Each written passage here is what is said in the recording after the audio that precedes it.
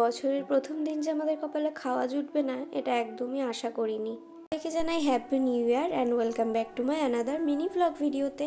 তো বছরের প্রথম দিন 1 জানুয়ারি আমি আর আমার বর সকাল 9টার সময় বাড়ি থেকে বেরিয়েছিলাম।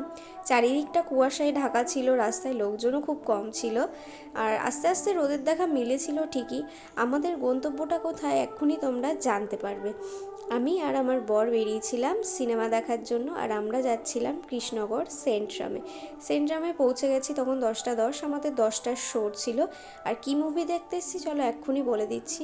তো এন্টার করে দেখি অনেকে ঢুকেছে, তবে এদের এখনও ফ্লোর ক্লিন চলছে।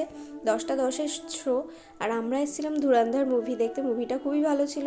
মুভি শেষ করে আমরা পাশের জুডিওতে কিছু শপিং করলাম, কিছু টুকটাক কেনাকাটা করে চলে গেলাম লাঞ্চে আমাদের ফার্স্টে ছিল স্টার্টারে ক্রিসপি চিকেন, মেন কোর্সে মাটন আর মিক্সড রাইস।